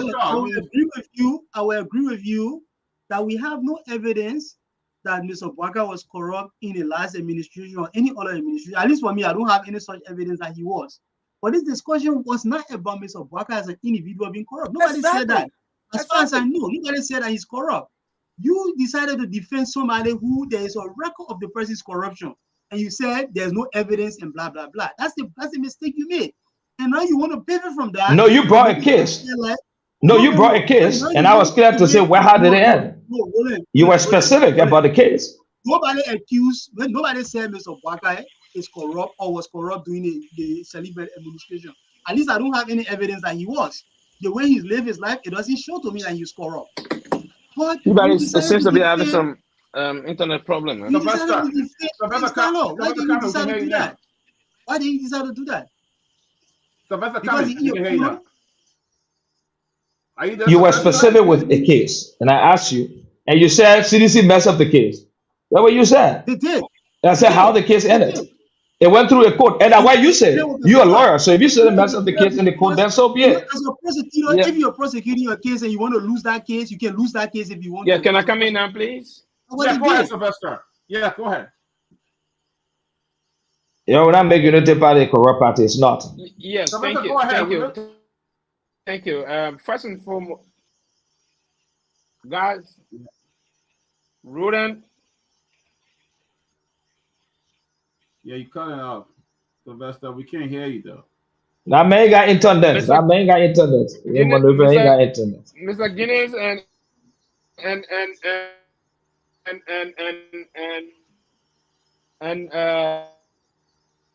Councilor Bagua. Yes, thank you. It's just unfortunate that Lami Bagua is a lawyer. Lami disappoint me when he does. Can you hear me? Yeah, we can hear you. We hear you. We hear you. All the $55 million budget, you can't get your internet working. I was asking Guinness. I thought you try to go. He said, "Don't go there." But tell me how I disappoint you. Let's go. You operated. You operated in most of the kickback probably. You go to the kickback, you go from probably whatever you riding all the flagging car around here. So Oh yeah, okay, go ahead. it's good I didn't get no money for nothing. But the kickback you got from probably as deputy minister, so that's why you Okay, yes, need to prove yes. this today. But at least do your internet better. Those great kickbacks you got from the contrast and the rest of that. So Now you see, you've been distracted now. You didn't prosecute so there's him. no You 50 didn't million prosecute anywhere. him. Yeah, okay, exactly. I'm sure you got some evidence. I'm sure you got strong evidence, and Gideon is still sitting here criticizing your government from day one. Let's get back to the subject matter. Since you took power for day one, you keep criticizing your government. You don't prosecute him. As deputy minister for administration, you gave a lot of bogus contracts out. And then you prosecute all the him. benefit. That's why I find the reason why you rather Why you didn't prosecute him? around after being on the government for almost 6 years. So that's kind of life. So no, but we will come Very, Gideon is very educated, a professional person. Can do some many other things besides being government. Let me put it this way. At least it is very important that we note here that, and it's good that I work before with the only supreme audit institution of this country. Now, there is this process of perception about corruption here. And it's unfortunate, that's why I said I expected the lawyer to say, he said they messed the case out. Now, you as a lawyer, you need to understand clearly when the issue about code is out, we come about this line of bringing in what we call tangible prima facie. There should be no iota of doubt in prosecuting anybody on the issue of corruptibility. Now, there's this process that if you perceive someone to be corrupt, it's not necessarily they are corrupt. And that's it. The entire issue about the case surrounding Speaker Tyler, this government did not blunder nothing. This government went to court to prosecute this case, but unfortunately, at the time, all of the evidences gathered at the time, they were all abused in court. But the judge saw it prudent, and the case went the way. I mean, you cannot hold the government responsible.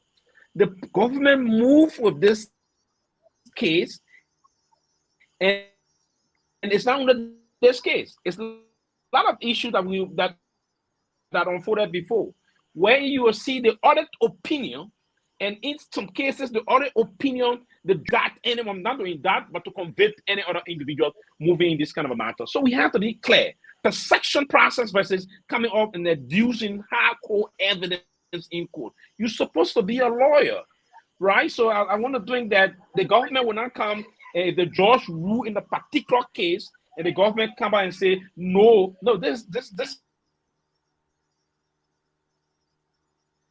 See that man? All that money ain't got internet. You know the thing about it, as I said before, if you're a prosecutor, you want to lose a case, it's simple. You can lose the case if you want to. It's like the $100 million drug case. You know, if you read that case file and I have the entire case file, I took my time, I photocopied the entire thing. If you go through that case file, it tells you that the guys wanted to throw the case. They wanted to lose the case. That's the reason why they lost it. So for you to say what are we trying that, what's the point of this? For you to say, what is the point of this conversation? We seem to be dealing with trivial issues here.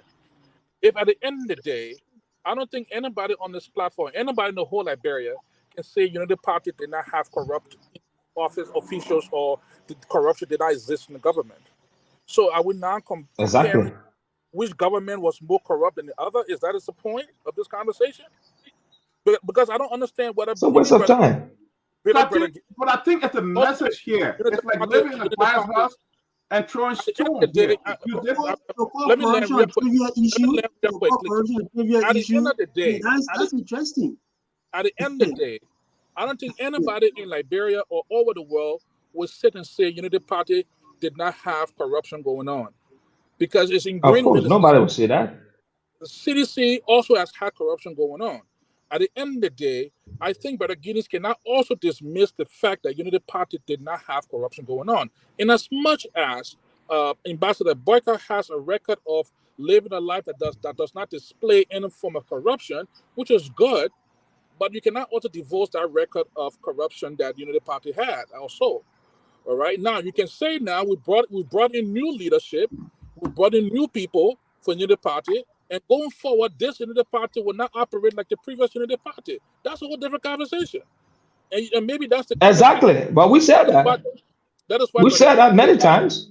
you know. But Brother Guinness, you cannot be dismissive of the fact, because again, your character will live after you at the end of the day. Unity Party has a record. People know how they govern for the last 12 years.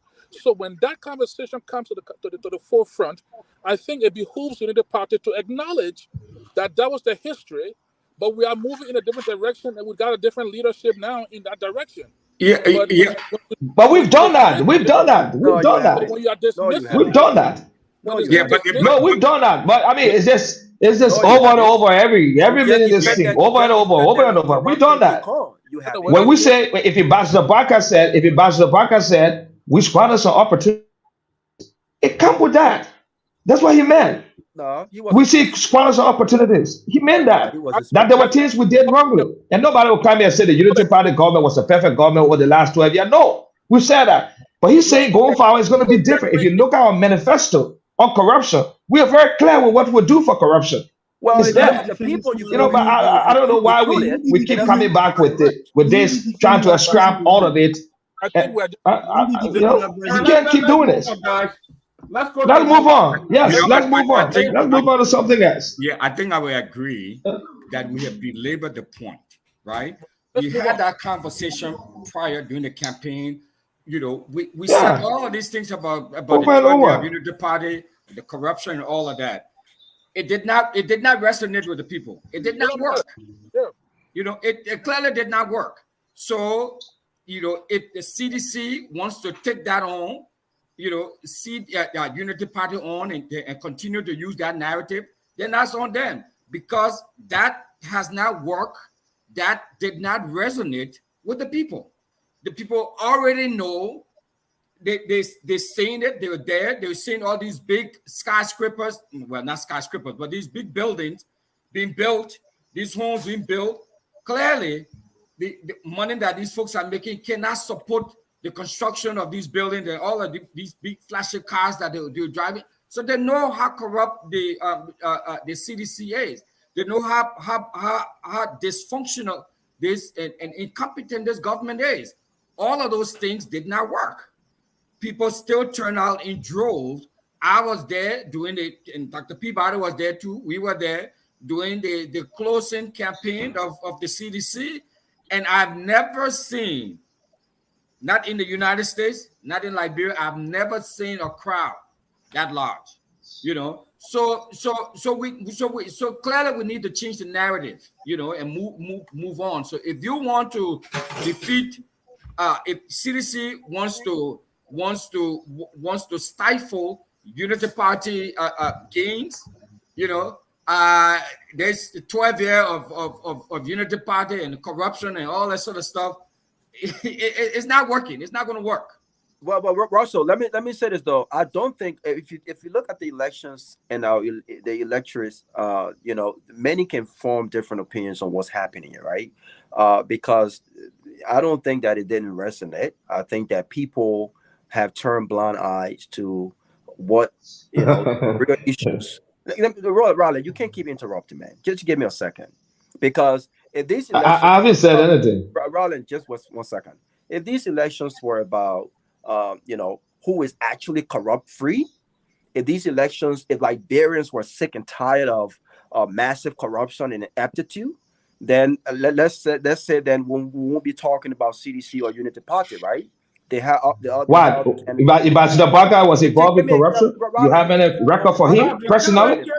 You can't keep doing. Let's compare person to person. No, let's compare person to person. Okay, he and Alexander Cummings. Because you support Alexander Cummings. Ambassador Barker and Alexander Cummings. Compare them on corruption. Person to person. What did you see of Ambassador Barker?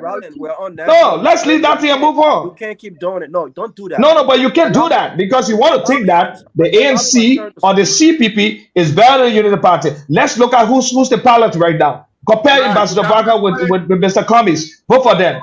Where's the corruption record you have for Ambassador Barker compared to Mr. Cummings? Because you support him. Can I speak now? No. Let us do that now because that's what you want to do. You can't interrupt. Come on, you can't do this. No, I can. The guys like that. You keep interrupting. You can't do I can. I'll allow you to speak. We're on national radio. People are listening to us, man. So allow me to Robert, let's move on, man. No, we're not gonna move on. Let's move on. No, listen to me. You allow my time to speak without being interrupted. So, like I said, I don't think it's about this message of, you know, who is worse when it comes to corruption or who is better. I don't think it's about resignation. I think people are voting based on many things, right? Because if that was the case again, then Liberian people would have looked at other candidates, who I think, have a better record when it comes to corruption as opposed to the institution. And let me just say the last point, because I don't want to keep going back and forth. Roland, I will say this for the 10th time.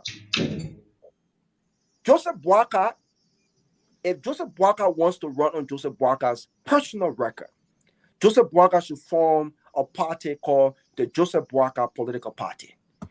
No, we'll not do that. Roland, he is an institutional person. He's a member of the Unity Party. He's not going to do that. Then you cannot make the example that we should focus keenly on the individual and not the institution.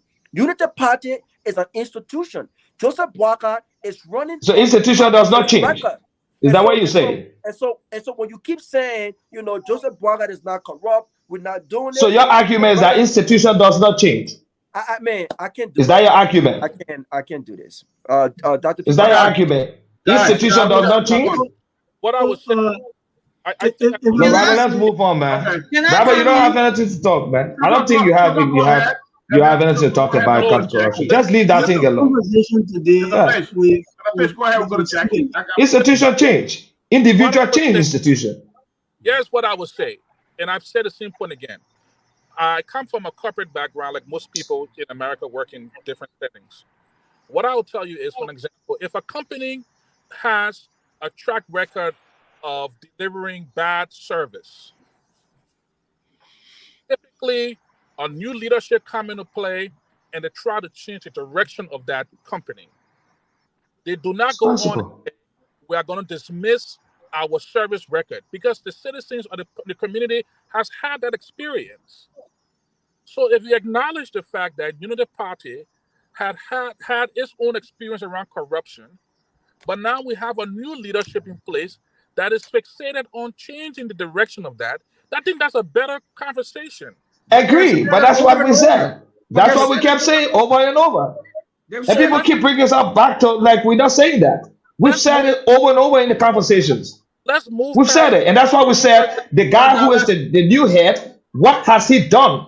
What has been his personal record? We said that over and over. Right. To be coming back and keep doing the same thing. That's it, jobs. We can keep going over that. We said this is a new direction. I'll talk everyone on this show. We can't do this. When you have the time, you will speak. You keep interrupting and over talking people. We can't do this, man. I'm not going to over talk you. Yeah, because Robert, you're wasting our time. No, when you have your turn, everyone will allow you to speak, so people listening can understand your point. Allow others to speak without being interrupted. This is so unprofessional of you, Roland. This is not. I thought we'd be discussing something moving on with the election. We wasted our time, almost an hour on something that we already discussed on this show. Dr. Peabody, I think you need to move the show. Let's move on. You keep discussing one thing over and over. That's the moderator call. You can't keep interrupting people. I don't want to mute anybody. This is not your show. Don't do that. Okay, guys, let's move forward. Let me bring Jackie. Let's move on, man, Rama. Jackie, I'm not spoken. Jackie, go ahead. Yeah. When it comes to ruling number 2 is Jackie. So go ahead, Jackie. When it comes to the vote, you're talking about Montserrat County, Bombing County. It's clear that in 2017, we had 114,000 lead over Joe Boakai. Fast forward to 2023, Joe Boakai cut into that lead plus added over 2,000 votes. Same thing with Bombing and other counties. So the message about the bad governance, because I hear some people saying, oh, it didn't work. It did work. In Maghibie, the same way. So Bombing and other counties, it did work. The message resonated with the people. Let's not forget we had 18 other candidates in the opposition. So if you combine the opposition versus the government, the government, the opposition, the people voted more for opposition bloc than they did for the CDC government. We see in the newspaper today that a lot of people not talking about the Solway information story with CDC and ArcelorMittal. The government, this government, with all these deals and stuff going on. But my point here is this. George Weah did not do well. CDC did not do well. The promises that they made in 2017, they failed on those promises. The people are suffering. The drug situation, the people are listening. And therefore, they voted more in the opposition bloc than they voted for the CDC government. And that is the fact. And second round on November 7th, there is no way that CDC will win this ballot if the election is free, fair, and transparent. The Liberian people are tired. They are upset. Jackie. And therefore, Jackie, are you saying the election was not free and fair? Are you saying the election was no not way free and fair? on November 7th that George Weah will be re-elected. Are you saying the election was not free and fair, Jackie? Jackie, I said as long as it's free, fair, and transparent. Jackie, may I ask you a question? That clause has to be there. So this Yeah. As long as it's free, October 10 fair, was not and free and fair, transparent. right? What? October 10 was not free and fair. Did you not hear me? I said we had 18 other people, and even with the 18 other people, you add up the opposition bloc, the Liberian people voted. The numbers that we see right now called by NEC, it shows that the Liberian people voted for the opposition bloc. All right, so Jackie, way more than they voted for this government. Jackie, let me ask you a question. And based on that, based on the fact that the average Liberian you interviewed, they are upset, there is no way the drug situation is still there. You got a proliferation of guns that's in the country, all the guns and stuff, the drugs, the massive extrajudicial killings, Gifty Lama in West Point, and all these other people. There is absolutely no way that the majority of the citizens will vote for George Weah on November 7th. It's not possible. Jackie, let me ask you a question. When you look at Unity Party and CDC this current election, technically, I won't call it, they were almost tied. Right, they're going into the figures, yeah. 43.89 or some other percent. So technically that. So when you look at the difference that's left, the leftover percentages, what is your probability? How much of that population do you think that Unity Party will pull over to them? You think they're going to pull over more than 50%? They're going to pull most of it over. No, most is a very relative. They're just big words. You don't quantify most. Okay, so of the 16% remaining, you want to know how much we will get? What is the probability? We will get over 65% of that. Okay. Hands down. Okay. All right. Jackie, thank you. Let's move on, guys. We got I'm still on my back. We've got to be out of here at exactly 6:45. So we got less than 20 minutes to be here. So what we're going to do is I want to give everybody at least 2 minutes. Let's move on. Let's move on to the last thing I wanted to talk about. We're going to close on the dot. So if you're talking 6:45, we're going to be up. We'll be on the radio as well. So you don't want that. I got another program waiting. The last thing I want to talk about is this opposition unity. What do you think that? Do you think the opposition will come together this second round? Do you think so? Considering the bad blood that with ANC and all of that, do you think the opposition will come on? Let's start with the Russell. We go to Lamin, go to Robert, and then Roland, Trokan, and then Jackie, and then we're going to close. 2 minutes each, just 2 minutes, folks. We got to go. Thank you. I don't think it's going to be automatic. I don't think we should just sit and assume that people are so disillusioned, they're so disenchanted and disgusted about the state of affairs in the country. And I was there, you were there, we just came from there, and it's bad. I agree. it's really bad. But as I've said before, I don't think that's enough to move the needle for Unity Party. Unity Party has to do more than just say, "Oh, George Weah, 6 months after they took power, they were building mansions. The country is dysfunctional. The country is not being governed properly." Jackie tends to think that that argument is still working. They should continue on that argument. Maybe, but I would disagree. So what I think is that clearly Unity Party will have to come up with a really robust ground game and an engagement initiative that's going to go out there and meet these folks one-on-one, try to talk to them and tell them what is at stake in this election. Okay, what is at stake in this election, and let them, because at the end of the day, one of the things I'm seeing or have seen is that a lot of people, they may come on these shows and talk and talk in these glowing terms about, oh, it's about the country, it's about this and about that. At the end of the day, and sadly, what I have seen, many of these folks, they are in it for themselves. They have their own personal agenda. So even some of the opposition politicians and all of them. So we have to be able to speak to them, not sort of give them sort of any incentives or promise them any sort of jobs. That's not what I'm talking about. But you need to find a way to break through to them to say, look, okay, you know what, and convince them and make them feel that this is what is in it for you. Winfred, or this is what is in it for you, Dr. Peabody. We have to be able to articulate that very clearly, sign of any sort of incentives or anything.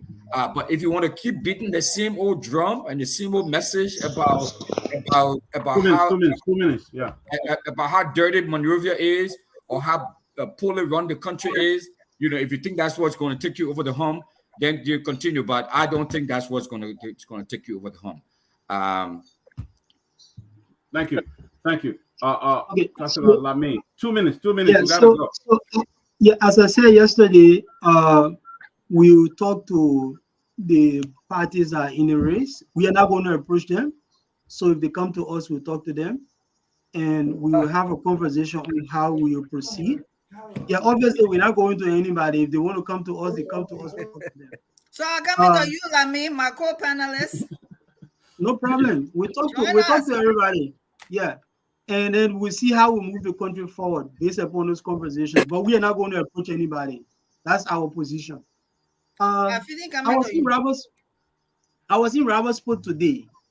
And just to the point that Russell just made, I don't think it's wasting time to continue stressing those things. I had a conversation with, I think, 5 different high school students. Of the 5 of them, 4 of them voted in a going election. They are all 12th grade students. 4 of them voted. 1 did not vote because he's underage. And all the 4 that I spoke to, all of them voted for the Unity Party for clearly the wrong reasons.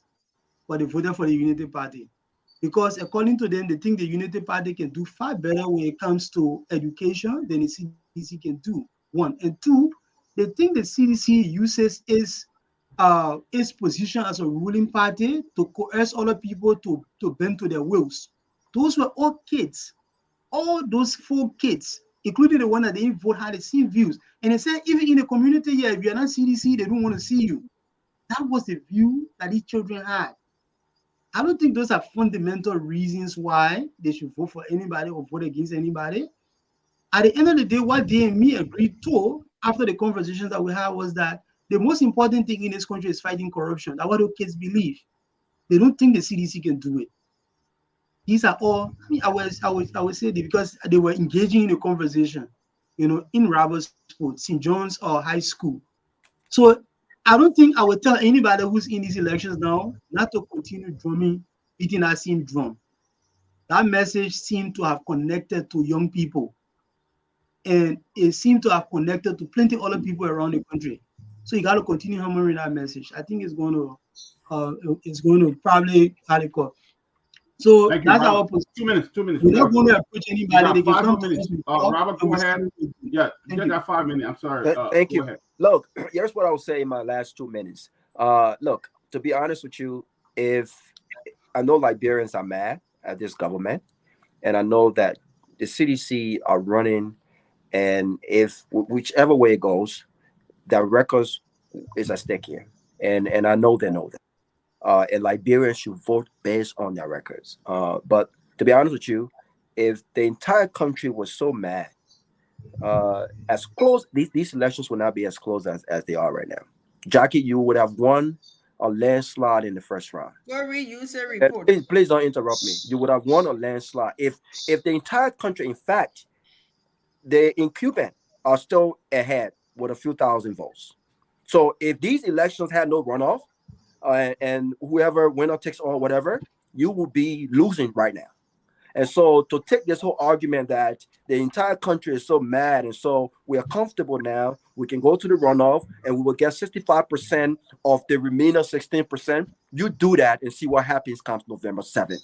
This is the arrogance of the Unity Party. You're not even in the lead. You're not even in the lead. If the Liberian people should be so mad to the point where they should not even go into a runoff. Have you thought about that?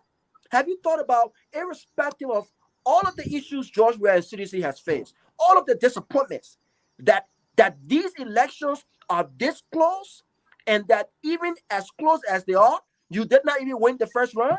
You are not going into the runoff in the lead? Think about that and then re-strategize. Let me say this with regards to the opposition uniting. The opposition should have united, and I believe that Unity Party should have had a strategy going into the runoff, right? A strategy to soften the base. Instead, what was happening? There was still insults going, there was still talks, and even now, people are still laughing at ANC 1%. But guess what? Even 1%, as close as these first rounds are, 1% will go a long way in these runoffs. And so you better, like Russell said, you better get off your bus, go out there and start making some good engagement, because the incumbent will not sit on that bus. They will go out there and canvass for as many votes as possible. And the 18 other political parties, opposition, come on, man. I don't even think Just will support Unity Party. Yeah, we got only 3 minutes. 3 Thank minutes. you. I'll give you one, and I give Jackie and Roland 1. 3 minutes. So here's my 1 minute. I think at the end of the day, where we find ourselves as a country, especially Unity Party, this is Unity Party's Super Bowl moment. This is Unity Party's opportunity to bring out the quarterback. Ambassador Joe Boyka as the father of the nation, someone who will stand up despite all that has happened and show a different side of his leadership. And miss all that has happened, if Ambassador Boyka can speak to the nation and rally the people who are disenchanted, who are hurt from the opposition party, and acknowledge that going into this, the runoff, prior to the runoff, things happen. And he can take responsibility and hold himself accountable for some of those things. And then turn around and ask the nation to support him in his run. I think he will be able to peel off a lot of people to his side. Then leaving it to his operatives to do the job. This is when they need to bring the Ambassador Boyka to the front stage and give him his Churchill moment, give him his quarterback moment, take us to the end zone. It is only Ambassador Boyka can do this. And the same thing will happen with CDC. President Weah will continue to advocate his cause. He's going to bring his Ronaldinho moment. So that's how I will close my point. I wish I had more time to expand on those thoughts. But anyway, thank you. Sure. We're definitely going to go longer next week. Roland, I'll give you 1 minute, please. We got to go. The guys at Steve want to put the new program. Okay, so this is this. Ambassador Barker spoke to the nation day before yesterday, and the statement he made to the nation was to rally the rest of the opposition to see that this is something we should do. And if anybody on the show think that the Unity Party does not have a strategy to engage, we do. In fact, we've started engaging, and they are yielding some fruits. I know that. Some of you on the show maybe may not even know that your parties have been engaged already. So we are not sitting on our butt. We've gotten up our butt and we are engaging, as has been said by Robert. Let me also say this, guys. Let me also say this. Hey, my man, Peabody, I've been interrupted. About 1 minute. I've been interrupted. I got 1 minute. Let me also say this. You talk about, we also spoke about the issue of corruption. I said this. This is a new sheriff in town. If we could bring on John Molu, if Ambassador Barker can bring somebody like John Molu who worked in our government and was very, very rough with corruption to the point government official, he was not a very good auditor general. You all know the story. If he can be on our team, that suggests what we're going to do to corruption. So nobody should talk about the new unity party that I know in terms of how we're going to engage corruption. We're definitely going to fight corruption. We are engaging. Robert, we are engaging. We are not sitting down. All right. We started already and they're yielding results. I can say that. Thank you. You got 1 minute, we gotta go. Jackie, please, 1 minute. The guy gotta have the show. Robert. Okay, so quickly to all the voters out there, keep your voter registration cards. Do not give them away. People are going around trying to buy your voter registration cards. Keep it to your heart because you need it for November 7th. The Constitution, the law say we, the people of the Republic of Liberia, you have the power. Don't give your power away for bread or for butter or bag of rice today because you will be giving away 6 to 10 years of your life and your children's life. If you are 10 years old, if you are 18 years old today, 10 years from now, you will be 28 years old. So think about that before you let anybody give you any money this election to take your voter registration card away. CDC, according to USAID report, had a $55 million advantage because they took our taxpayers' money and ran against the CDC and ran against the opposition. Okay. It is in the USAID report. Let us make sure on November 7th, this government that has been reckless with the lives of the Liberian people will not come back to power. Jackie, hold on to your voter registration card. And Thank you, Jackie. Thank you, Jackie. Thank you, Jackie. A very powerful closure. Thank you, Jackie. Thank you, Jackie. Thank you very much. Thank you, Jackie. Very much. As far we know, the CDC is leading. So all the opposition, come on board. 50%, they are leading. CDC, come on board. Jackie, your time is up. Thank you for coming, guys. Have a great weekend. We'll be back 4 blocks on Monday. Everybody will be in on Monday. Thank you. Thank you very much. Thank you. Thank you. God Robert. Have a good. Thank you. You guys.